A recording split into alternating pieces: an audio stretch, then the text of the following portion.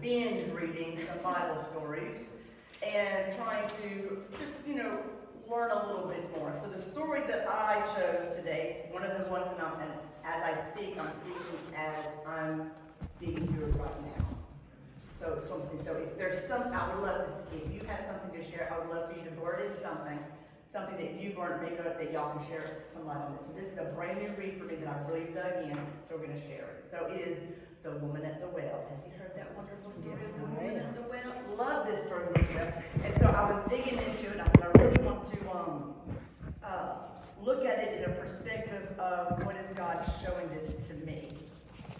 And what, because, we basically know the story, but I really want to come and dig a little deeper. And God did reveal a few things to me that I want to share with you, and maybe you might have seen it already, and maybe you haven't. So I'm going to read a part of it, and then we're going to dig a little deep. So I'm going to start in John 4, and you can follow along or you can listen, it doesn't matter. John 4, I'm going to start I'll just start from the beginning. John 4. So it says, therefore, when the Lord knew that the Pharisees had heard that Jesus was making and baptizing more disciples than John, although Jesus himself was not baptizing, but his disciples were, he left Judea and went away again into Galilee, and he had to pass through Samaria. So he came to a city of Samaria called Sychar, near the parcel of ground that Jacob gave to his son Joseph. And Jacob's well was there. So Jesus being wearied from his journey and sitting thus by the well, it was about the 6th hour. There came a woman of Samaria to draw water. Jesus said to her, give me a drink. For his disciples had gone away from the city to buy food. Therefore the Samaritan woman said to him, how is it that you, being a Jew, ask me for a drink, since I am a Samaritan woman? For Jews have no dealings with Samaritans. And I'm going to stop right there. So the things that I thought of when I was reading through this is the first thing was Jesus is traveling. And if you know anything about Jews and Samaritans didn't go well together. They did not a good mix. They looked down on the Samaritans, people from Samaria, and they looked down on. So for Jesus to have, there were many routes that he could have done, but he chose to go through them for a purpose. We don't know the purpose as of now, as if we're reading the story, but there's a purpose for it. He chose to go through there. And I'm thinking of his disciples while they were wandering and walking with him, saying, where's this fellow going? Kind of fun. But we're following because that's what they did. But they were like, we're going to trust. We're going to trust. I see that pathway that he was going and stopped there. The other thing I thought of at this point is men wouldn't talk to women out in public. Not even their wives. They would not, especially Samaritan kids. They're not going to speak to him. Men would not speak to women. So that was kind of like, he just blurted something out. But that's our Jesus. He could do that. Especially, not even, but the Samaritan they thought were like really unclean. So it was just like you just wouldn't do that. I mean, it was just not heard of. And then the other thing I focused on, so he was a man, Jesus came, he went to Samaria by choice, he was talking to the Samaritan woman, and then the other thing was that she came at a particular time to the well. She came at noon. Not a great time to draw water. Pretty hot. And in the story, there's no one else but Jesus there. So there's a purpose why she went at noon. She wanted to be alone. In verse 6, you go back to, and it said that Jacob's well was there. Let me go back. When it said, Jacob was there, and Jesus was wearied from his journey. He was tired from his journey. And it made me think, what about the other disciples? Were they as tired as he was? Just kind of made me stop and think. I'm like, why didn't any of the other disciples stay with him? If they weren't tired, just Jesus was tired? And then I thought, I know Jesus was man also, but Was he that tired that he had to send all 12 disciples to go get food? Because it comes back, he must have really presented himself as, whew, I'm just wore out. I am just so tired. Y'all just going to have to go ahead and go get the food. Y'all just meet me here. And I'm thinking all 12 disciples had to leave to get food. But then further on, like I just jumped real quick in 31, it just says the disciples urged him when they came back, hurry, eat, Rabbi, eat, Rabbi. So they were worried about him as they left him, looking for food. They were coming back and they were just worried about his eating because he was so weary. But it dawned on me, it doesn't say how long it took him to walk to get to Samaria. And Jesus is weary. I mean, just exhausted. I'm just imagining him just telling himself, whew, we're out. But there's another story in our Bible that says he fasted for 40 days and 40, for 40 days he fasted. And I'm thinking, that might have been a tiring and wearying opportunity to really see where he was tired. But then what did he do after those 40 days in the desert? Started his journey. Yes. I mean, it never said he, let me hurry things over. He just, he jumped up and started his journey. So that kind of stood out to me. I was like, why would he portray himself as that exhausted that all 12 disciples would have to leave?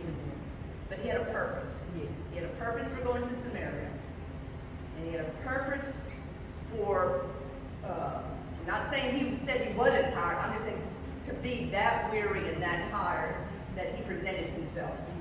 And when I'm looking at this, I'm thinking he was trying to protect the woman. Because if all the disciples were there, or even half of the disciples there, she probably would have never come to the well. But there was just one, and he looked just so tired and weary. So he's trying to protect her, because we know what this woman has lived. We know her story. In verse, let's go to verse 9, I think. So she goes, therefore the Samaritan woman said to him, how is it that you, being a Jew, ask me for a drink, since I'm a Samaritan woman? And then Jesus answered and said to her, if you knew the gift of God and who it is who says to you, give me a drink, you would have asked him, and he would have given you living water. And then she said to him, this is what I like, sir, you have nothing to draw with, and the well is deep. Where then do you get that living water? That curiosity stirred up in her. She's like, She's actually talking to a Jew. He's talking to her, and it just kind of stirs it up. But she has that purpose. Why are you here? I mean, if you're at a well, you should be bringing a bucket, some kind of pail. I mean, it's just something. That's the whole purpose of a well. And then when she says, you are not greater than our father Jacob, are you? Who gave us this well and drank of it himself and his sons and his cattle. And Jesus answered and said to her, everyone who drinks of this water will thirst again. And I thought to myself, oh my gosh. She has pointing to Jacob's well, because Jacob's well had been there for a while. But I thought to myself, everyone has gone to this well for a purpose. For watering, for drinking, for watering their cattle and stuff. But now he's saying, I can give you something else besides. But now I thought about this well, the purpose of the well. I'm like, thinking back in my life, there was always times that I went to something probably to fill me up that God could have done a whole lot better job. And I'm like, golly, there are so many things in our life. And I'm going to give just an example. I do this all the time. I get tired and I go straight to the room and I turn that TV on. Now, morning time is my prayer time. But I'll sit and watch that TV and I'm sitting there sometimes and I'm like, I think in my mindset that this is going to relax me, this is going to put me at ease, this is going to help me to go to sleep. And when I was reading, I said, gosh, I wonder if that Jacob's well is kind of like my TV in the evening that I keep going to thinking that it's going to help me out or satisfy me. And I'm like, there's something better for me than just thinking of just that regular water. I'm thinking about His Word. He can give me that living water. He can give me that satisfaction. He can give me that a sense of if I'm thinking that the TV can do it, I think He can do it, and I know He can do it. And I think to myself, but there's a purpose. And I use that as an example because I've seen other people, other habits that we have. that people go to and they say, oh, well, I'm going to go to this because I know this satisfies me, this makes me feel good, I'm going to keep doing this, I'm going to do.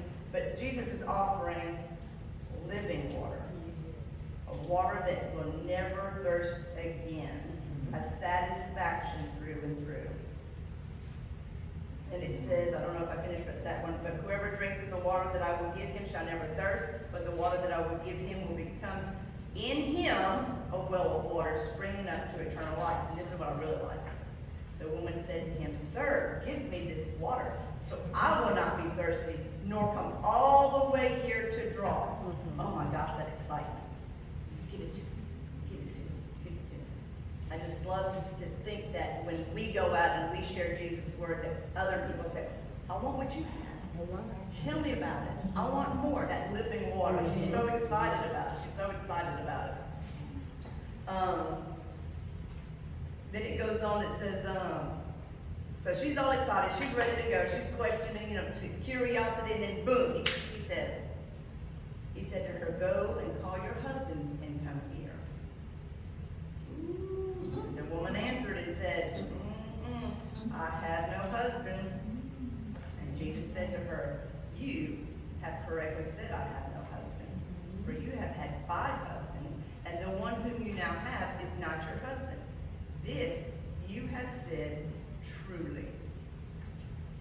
And I think about that. And back in the days, and this is one thing that I'm trying really hard to do, because I know sometimes I was taught that when you read the Bible, put yourself in this situation, but sometimes you have to be very careful doing that, because you have to know what was going on in this time. Because in that time, a woman could be divorced by her husband. A woman could divorce her husband, but a man could divorce her for anything, even burning bread. And so something has happened to her several times, and she's with someone now she's still not married to, but something has happened in her life, and she just honestly, just flat out told him. She could have just said one thing, but I mean, it just came out of her.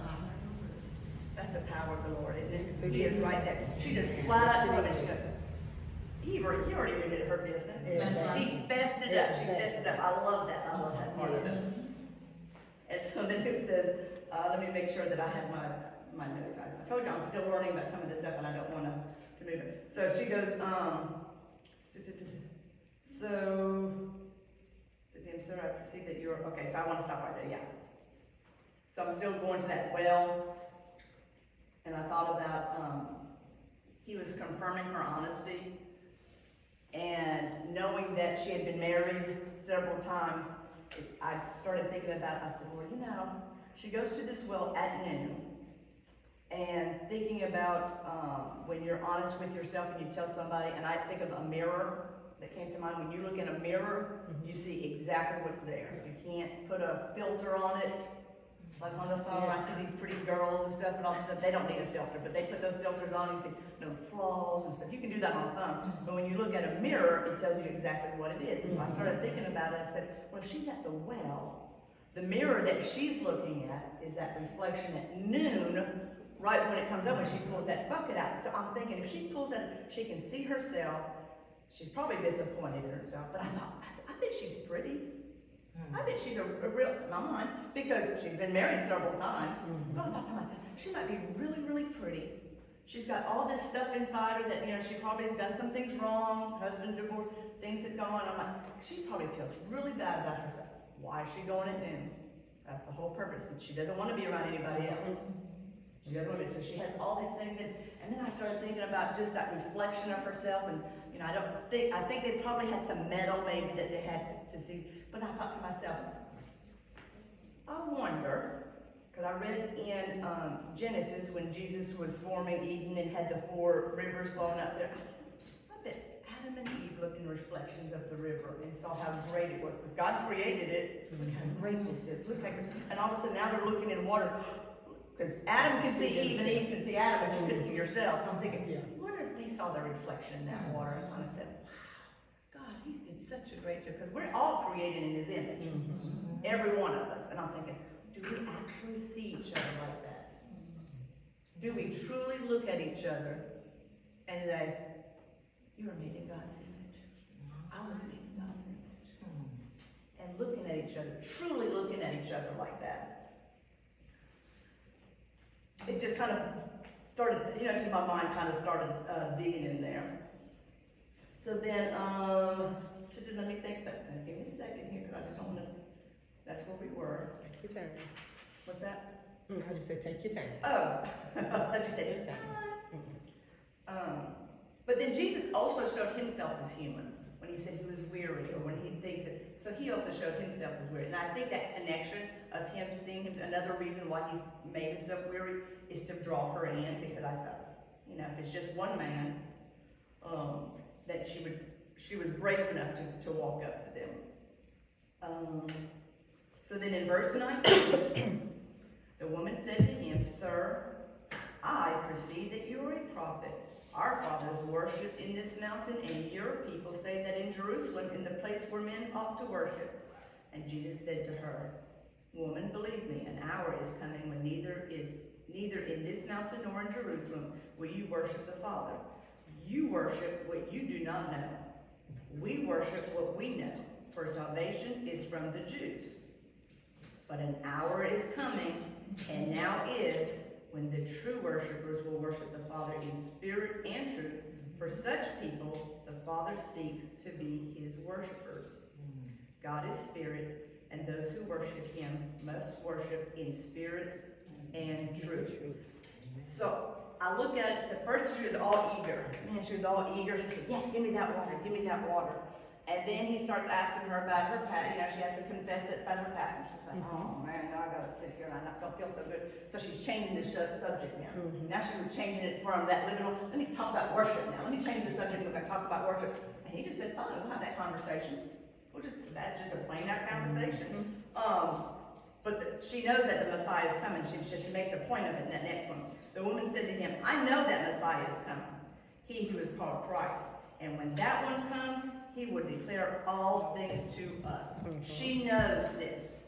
She has some teachings from beyond. I don't know if she had listened, because they weren't allowed to go into the synagogues. But she's listening to something else going on. She's heard it from somewhere, and she knows that the Messiah is on his way. And this is what I love. Jesus said to her, I who speak to you am he. Right then and there, I'm like, oh my gosh, because I just thought it was really, it was almost crazy that he would choose a Samaritan woman to tell this to. Not a priest, not somebody up front, but a Samaritan woman to share this information with. And if she knows all the history and it's waiting, I'm like, first she was excited, and she's kind of curious. I'm like, oh my God. And then,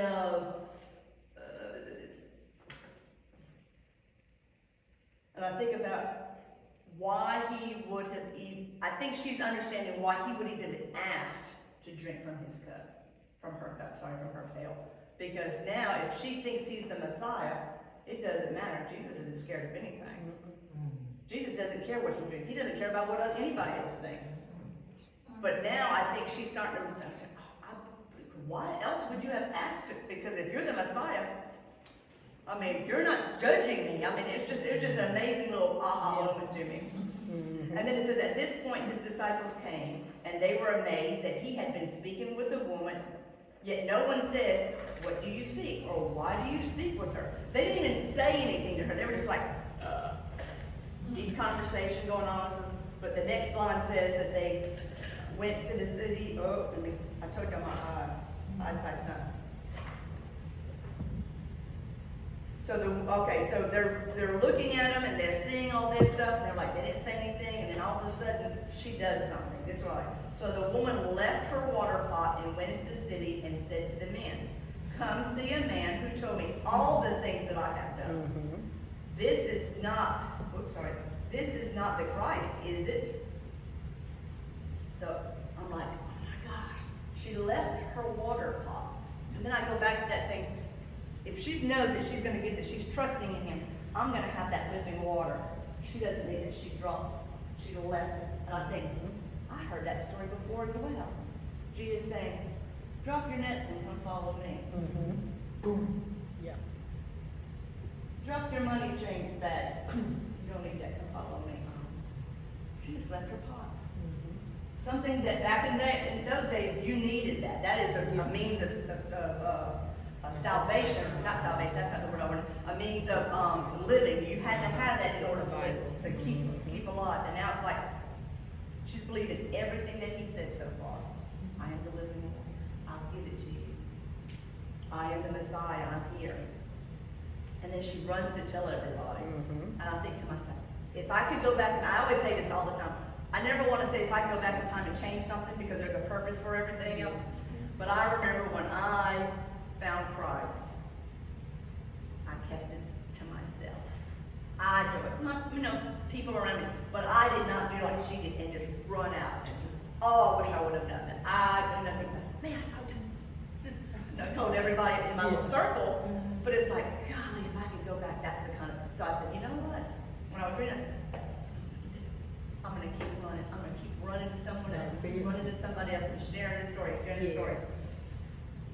Because she asked me, she's like, he's told me all these things that I've done. I know this. Could it really be it? Even if he told her he was who he was. Yeah, I haven't lived out. That's right, but really, I need somebody else to kind of pat me and say, yeah, I think this is it. So anyway, meanwhile the disciples were urging him, saying, Rabbi, eat. But he said to them, I have food to eat that you do not know about. So the disciples were saying to one another, no one brought him anything to eat, did he? They were like, still confused, because when they left him, he was exhausted. I mean, he was like wore out. And I still can't imagine that nobody would have stayed with him. He was that tired. I just kind of like, So Jesus said to them, my food is to do the will of him who sent me and to accomplish his work. Do not say, there are yet 4 months, and then comes the harvest. Behold, I say to you, lift up your eyes and look on the fields, that they are white for harvest. Already he who reaps is receiving wages and is gathering fruit for the life eternal, so that he who sows and he who reaps may rejoice together. For in this case the saying is true, one sows and another reaps. I sent you to reap that for which you have not labored. Others have labored, and you have entered into their labor. I'm just like, golly, Jesus is so great. The Lord is just so great. It's just amazing. His disciples are soaking it in.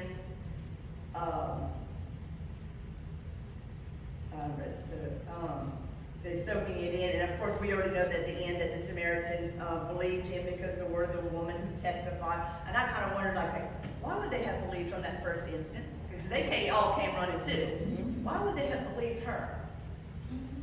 Just because of that one comment that he told me everything I knew. I mean, he knew everything about me.